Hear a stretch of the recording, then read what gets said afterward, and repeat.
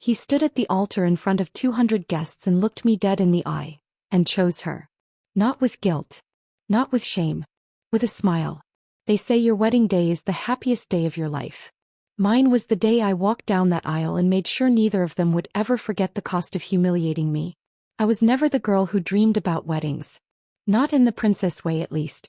I didn't care about the dress or the color of the flowers. I cared about the man. About the vows.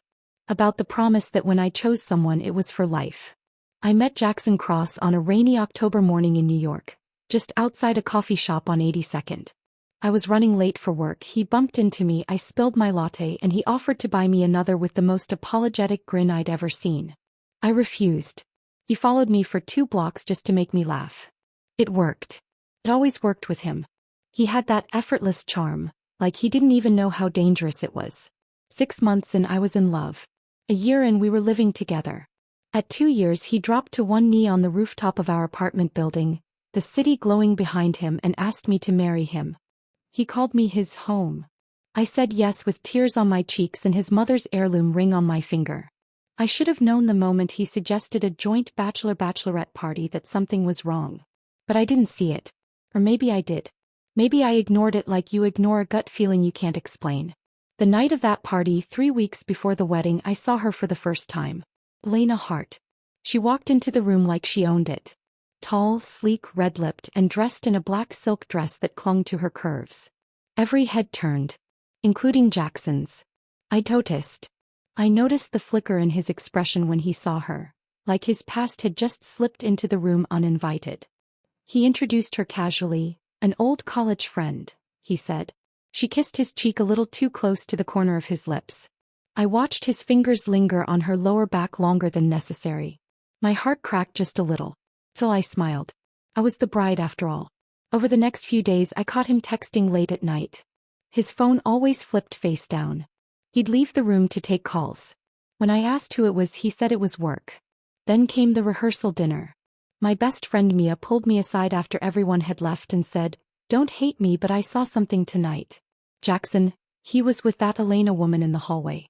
She had her hands on his chest. He didn't push her away. He was smiling.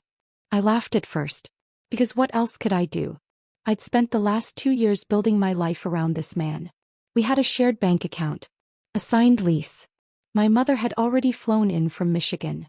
My dress was tailored. My vows were written. I couldn't undo everything based on hallway whispers. So I told myself, just get through the wedding. If something's off, you'll deal with it afterward. But Jackson didn't wait until afterward. The morning of the wedding, I woke up in the bridal suite alone. I was calm. Too calm. I got my hair done, my makeup perfected. I slipped into my white lace dress and looked at myself in the mirror. For a second I saw a stranger staring back. Someone too quiet. Too uncertain. But then I forced a smile. One more day. One more walk down the aisle. Then answers.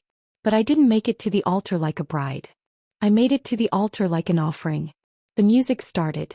I held onto my father's arm. My heels clicked slowly on the marble floor of the church. My eyes locked onto Jackson's. And that's when it happened. Elena was standing beside him. Not off to the side. Not in the audience. Beside him. Wearing white. My stomach turned. My vision blurred. I paused in the middle of the aisle. The music kept playing, oblivious. My father whispered, "What's wrong?" Jackson looked at me, smiled, and said, "I'm sorry, Claire. I can't marry you. I'm in love with Elena." There was no gasp from the crowd. No screams. Just a chilling silence that sucked the air out of the church. I don't remember if I dropped the bouquet or if it fell from my hands. I just remember the heat crawling up my neck, the sound of my heartbeat in my ears, and Jackson's smug face looking at me like he had done me a favor. That's the thing about men like Jackson. They think betrayal is a choice that ends when they say sorry. I didn't cry. I didn't shout. I turned around. And I walked out of the church. But I wasn't walking away. I was walking toward something. Something colder.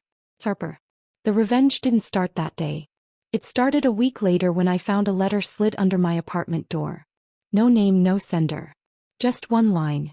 "You deserve to know the truth." Inside was a photo. Jackson. Elena. The date stamped in the corner was from 6 months ago. They hadn't just reconnected at the party. They'd never stopped. Every time he told me he was working late, he was with her. Every time he flew out of town for meetings, she was waiting. They were planning this together. My wedding was never going to happen. It was a show. A cruel, elaborate performance. He had needed me to look like the one who got rejected. To cleanly shift blame and sympathy toward him, to mask the affair under the guise of realizing too late. He was trying to make betrayal look like fate. I didn't cry over that photo. I burned it. I spent the next 3 months disappearing. No Instagram. No texts. No emails. I moved out of the city. Stayed with Mia's cousin in a quiet town upstate. I took freelance work under a fake name and watched from afar as Jackson and Elena plastered their honeymoon photos all over social media. #JustMarried. #finally together. #meant to be. But karma doesn't knock. It walks in wearing heels. I came back on a Thursday morning in January. The air was bitter and sharp, like it had something to say. I wasn't the same woman anymore. I wasn't sweet. I wasn't polite. I wasn't his home. I was fire. And I had a plan. Revenge isn't about chaos. Not the kind I had in mind. It's about precision. And patience. I had spent the last 3 months collecting every shard of myself, building a colder, smarter version of the woman they thought they broke. I went by a new name now, Camille Hart. Hart ironically like Elena. I dyed my hair from warm chestnut to a deep black that shimmered blue under sunlight. Cut it to my jaw. No trace of the soft-spoken Claire they remembered. This was intentional. I didn't want them to recognize me. Not right away. The job came first. Jackson's media company, Cross and Ivory, had grown fast in the past year, thanks to his podcast and digital branding work. He was ambitious, cocky, and lazy when it came to the back end of his own business.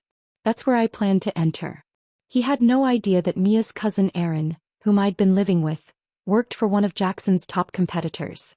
Or that Aaron had connections to people in his marketing team who weren't exactly loyal to him.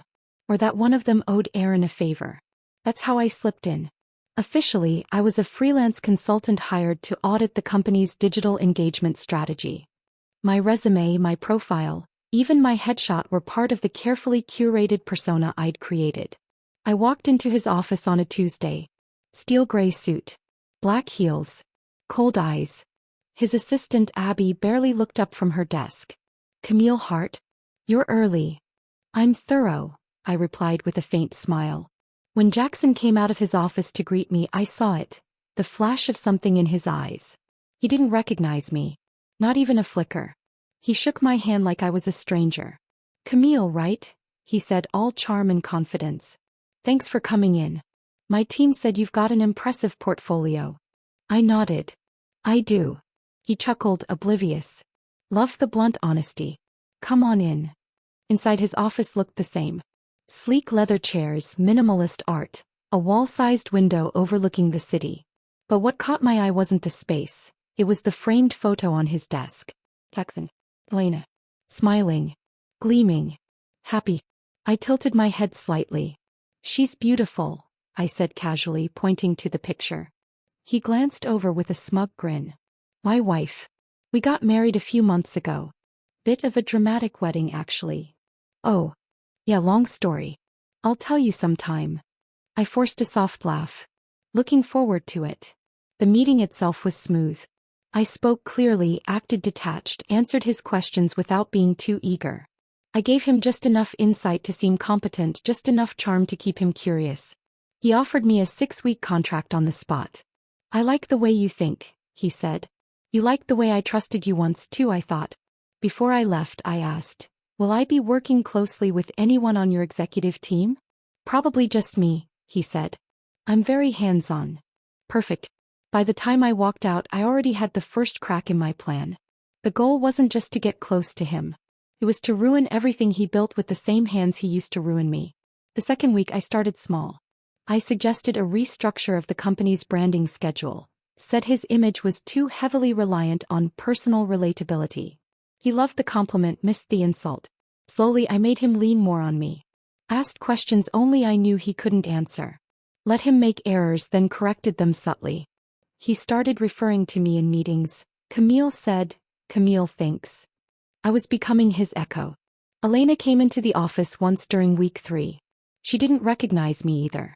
She looked exactly the same, polished, calculating, stunning in a pale beige trench coat that probably cost more than my monthly rent back when I lived with Jackson. She smiled at me with a flicker of suspicion. "You're the new strategist?" "Yes," I said. "Camille." Her smile tightened. "Nice to meet you," she said. "I've heard my husband's been impressed." I tilted my head slightly. "Only because he lets me handle the parts he doesn't understand." Jackson laughed from behind her. "She's got a sharp tongue." She looked at him, then at me again, and something passed between us. A thread of tension too thin for words, too strong to ignore. She knew something. Or maybe she didn't. But she felt something. Good. By the end of week 4, I knew almost everything I needed to break him. I had access to his schedules, his clients, his passive income accounts. I knew his tax filings were falsified in minor ways. I knew his company was surviving off a merger he hadn't disclosed to the board. I knew he'd signed deals without legal review, confident his charm would smooth over any cracks.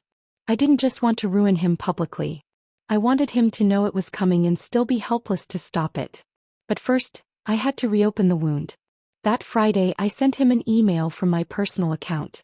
No signature. No sender name. Just a file. A video. The rehearsal dinner. Elena and Jackson in the hallway, her hand on his chest. The conversation they had. The one I hadn't heard until Mia had sent me a copy from the venue's security footage. "I don't care about the wedding," Elena whispered. "She's just your bridge to legitimacy." Jackson smirked. "And once I cross it, I'll burn it." The video ended. No explanation. No message. Just silence. He didn't come into work on Monday. When he returned Tuesday, his jaw was tight. His eyes were bloodshot. He was quieter. Distracted. I acted oblivious. Kind. Professional. "Everything all right?" I asked. "Yeah," he muttered. "Just tired." By Thursday the cracks were visible. He snapped at his assistant.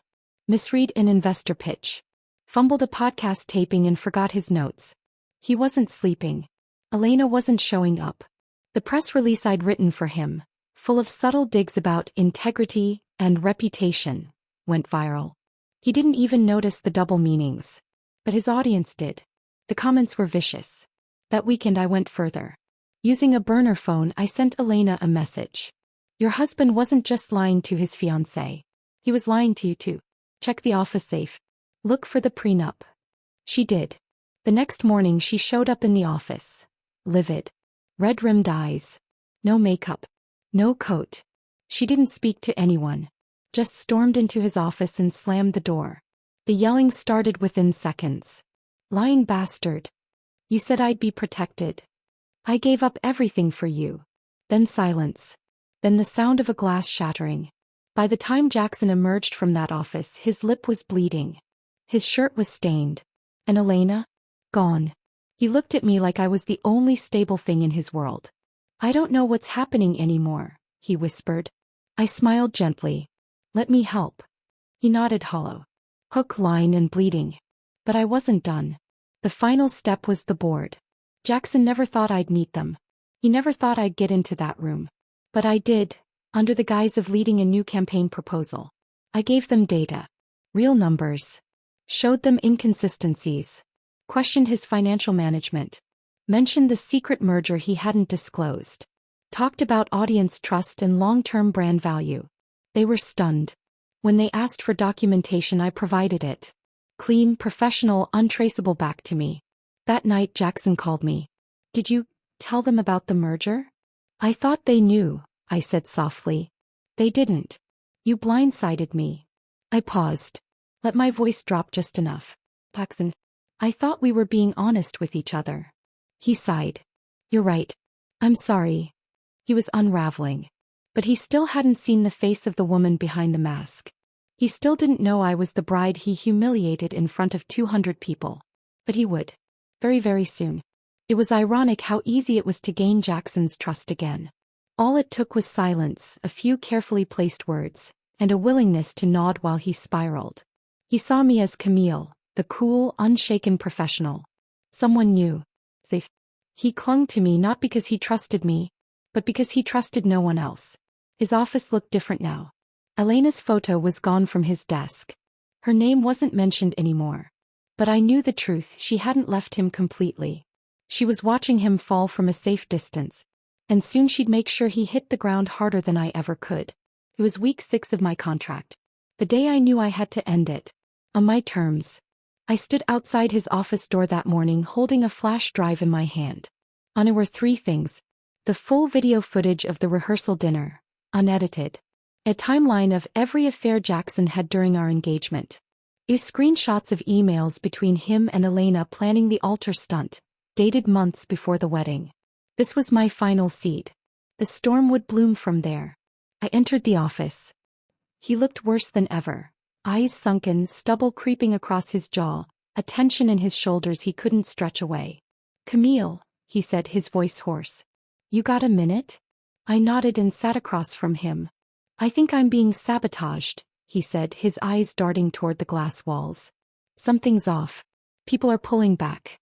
I heard one of our investors is freezing funding." "Why would they do that?" I asked gently. "I don't know." His hand raked through his hair.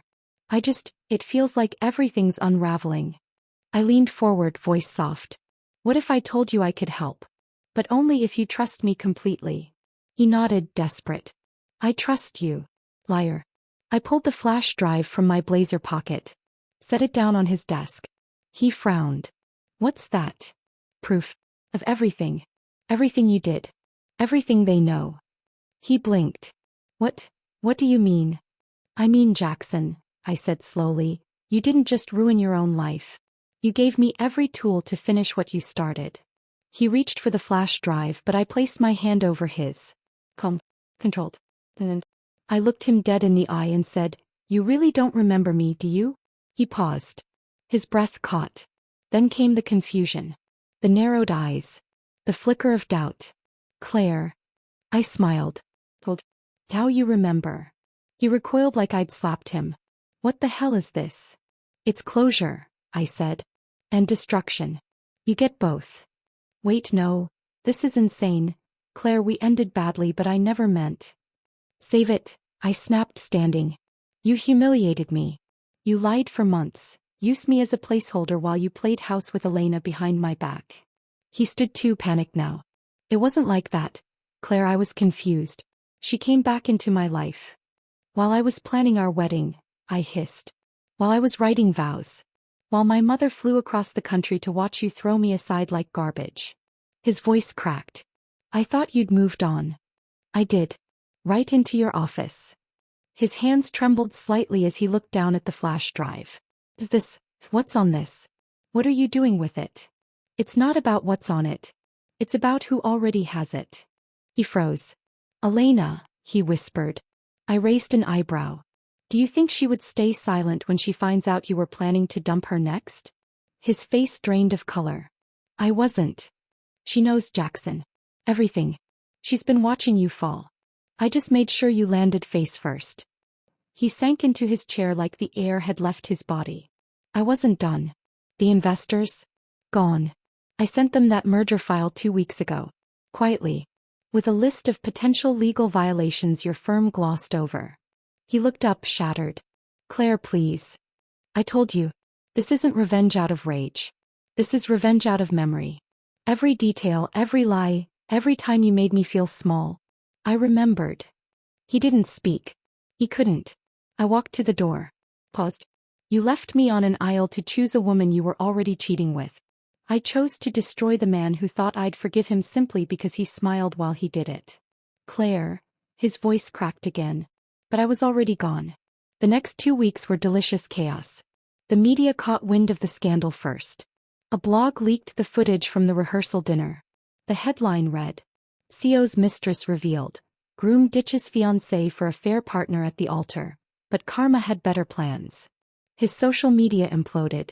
Sponsorships pulled. Clients walked. Then came the board. The official vote. Jackson was to be removed as CEO pending further investigation into mismanagement, breach of ethics, and conduct unbecoming of the company's image. The press release didn't even mention his name. It simply said, Effective immediately, Cross and Ivory has made internal leadership changes to maintain our standard of excellence. As for Elena, he went public, quickly. Released a statement claiming Jackson misled her too, painted herself as another victim. Smart move.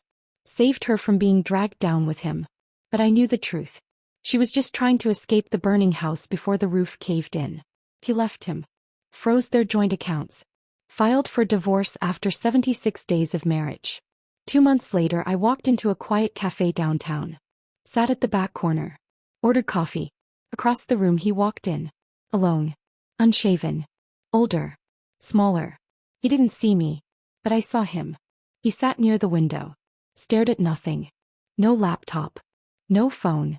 Just silence. The man who once stood smiling at an altar ready to discard me like an old script, now looked like he didn't even know the next line. I didn't approach him. I didn't need to. I'd already had the last word. The truth is, I didn't just get revenge. I reclaimed my narrative. Not by being loud.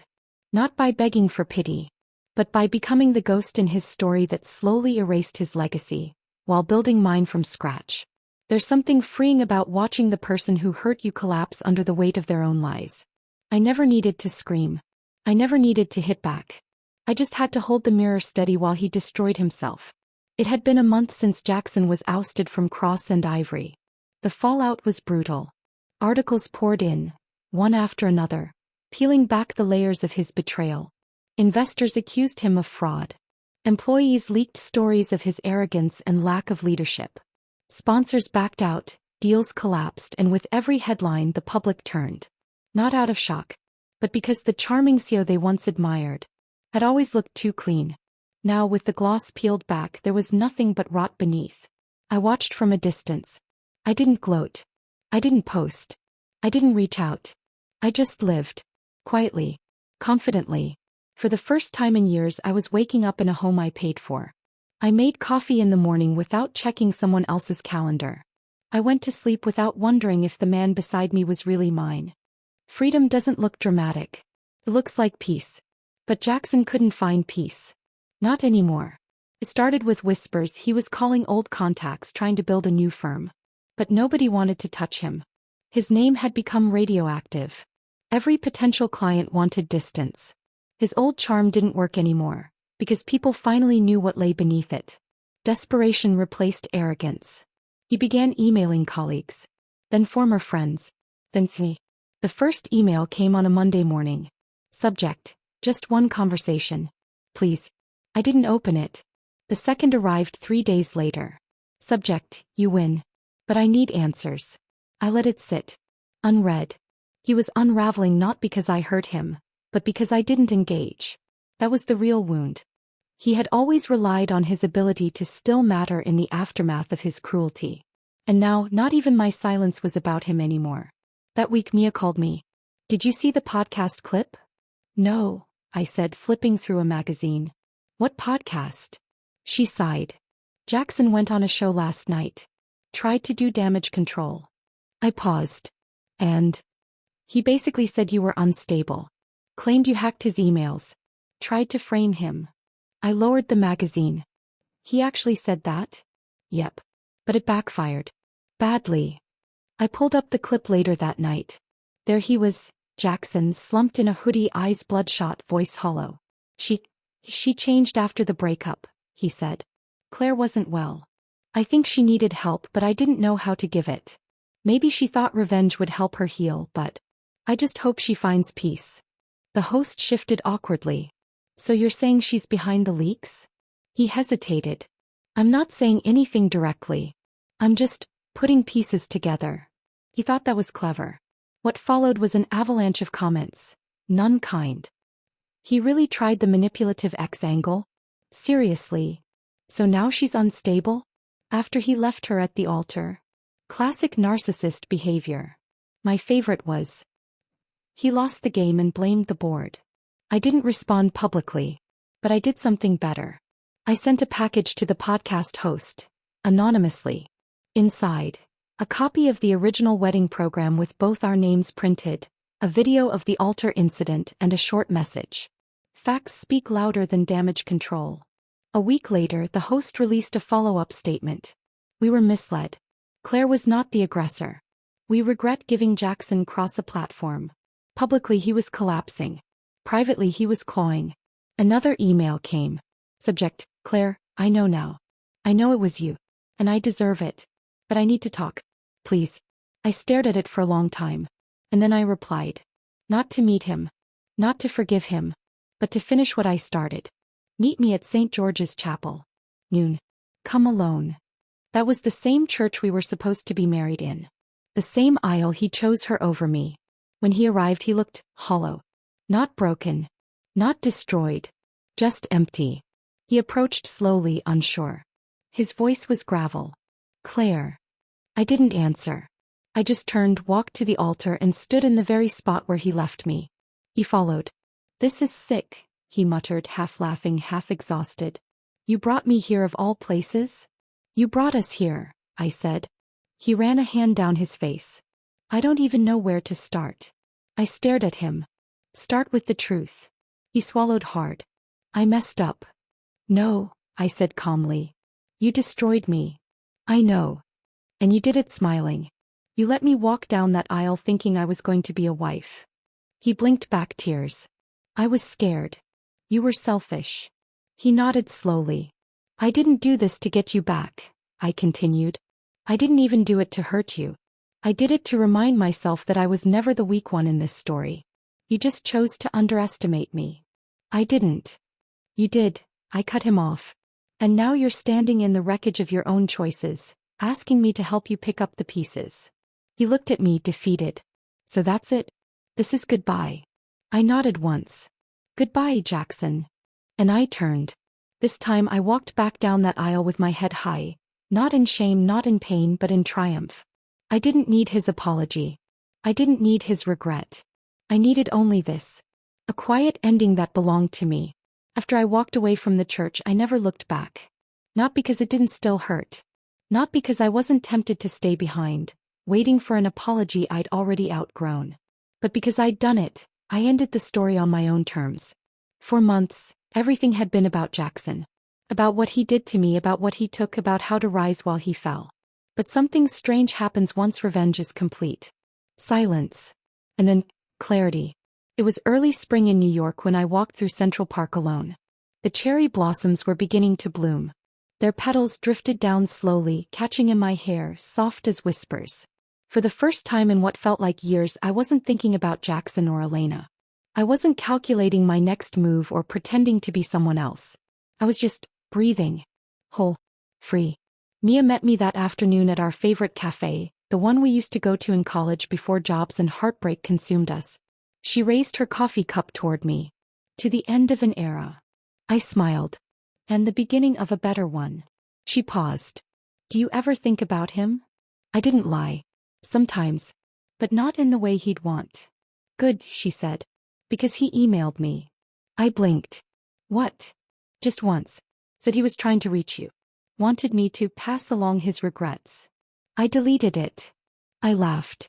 Perfect. That's exactly what I would have done. He's not doing well, she added. Last I heard he tried launching a solo media brand. It flopped. He's couch hopping between friends who barely tolerate him. I stirred my coffee. Sounds poetic. Mia smirked. And Elena? She's fine, I replied. Got a divorce lawyer with a shark smile. She's back in Chicago now. I think she's trying to rebrand herself as a lifestyle influencer. Of course she is. I looked out the window. I didn't hate Elena anymore. What she did was cruel, yes. But she was just another mirror Jackson used to admire himself. When that reflection cracked, she did the smart thing and ran. She wasn't the villain in my story. He was. No. He was gone. Not physically. Just gone from my world. I launched my own business 6 weeks after leaving Cross and Ivory. A digital strategy agency. Small but deliberate. I didn't take clients based on money. I chose them based on integrity. It was growing. Steady. Every time I signed a new contract, every time I led a meeting, every time someone thanked me for delivering, I felt like I was planting something honest in a place that had once been a wasteland. And yet, Some nights when the city was quiet, I would lie awake and think about the girl I used to be. Claire the bride. Claire the fiancée. Claire, the woman holding vows in her hands like they were promises carved in stone. I mourned her. Not because she was weak, but because she believed in something that didn't believe in her back. One morning I received a letter in the mail. Handwritten. No return address. The handwriting was familiar. Jackson. Inside was a single page. Claire, you won. Not just the game. The story. The aftermath. You won because you became someone I don't even know anymore. And I'm left wondering if I ever really knew you at all. I don't expect forgiveness. I just wanted you to know that I remember. I remember your laugh. The way you used to believe in me. The way you made our apartment feel like home. And I remember the moment I lost all of that. You didn't just walk away. You erased me.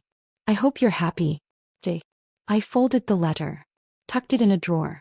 Not out of sentiment, but because I wanted to remember what it looked like. The final breath of a man who once stood on an altar and thought he held all the power. He didn't. I did. No. Now I lived.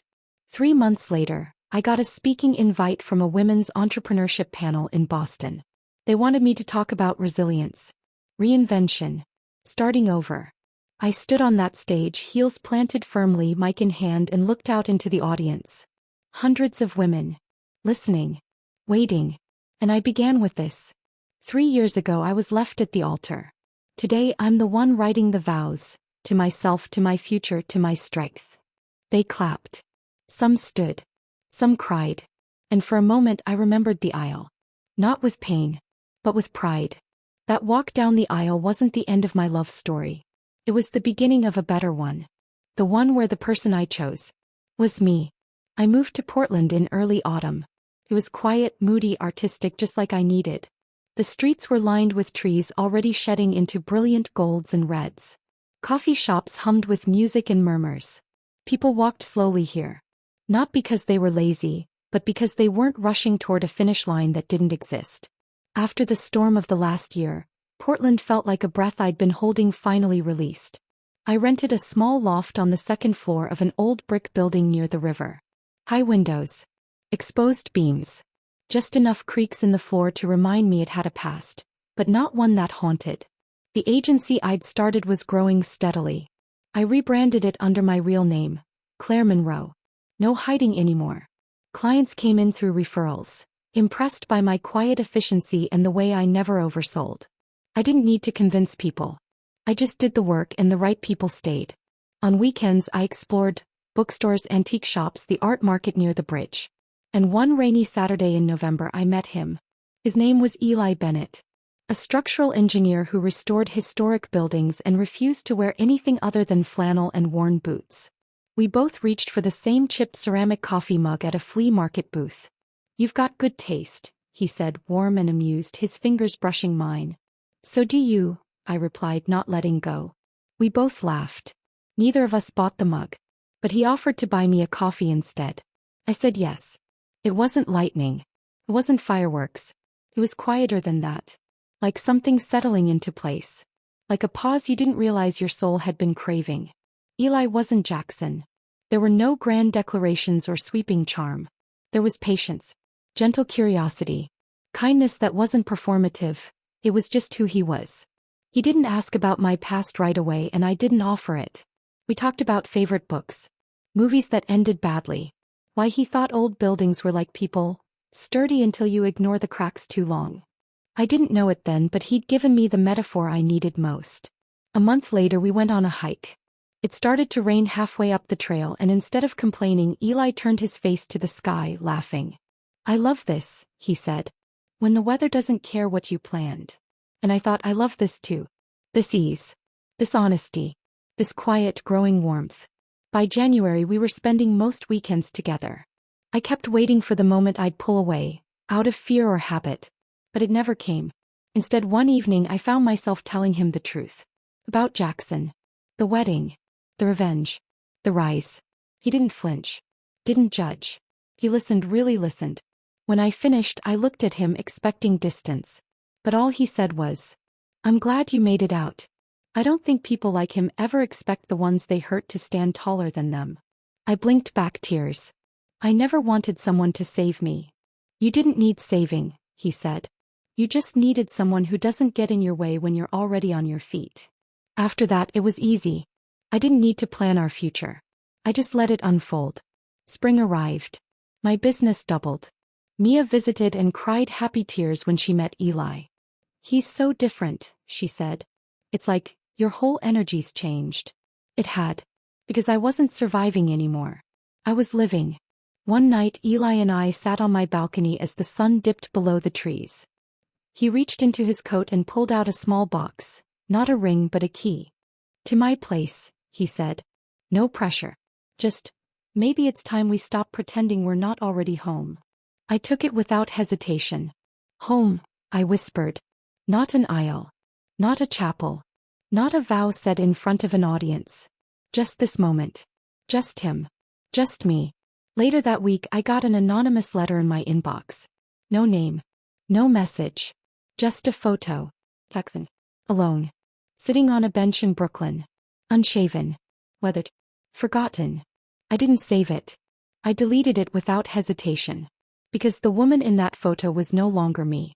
She didn't live in New York. She didn't wear white dresses hoping for a man to prove he was worthy.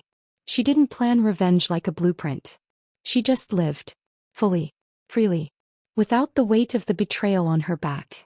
Without the name Jackson Cross ever touching her lips again. He chose her at the altar. But I chose something greater. Peace. Stillness. And love that doesn't need to be proven.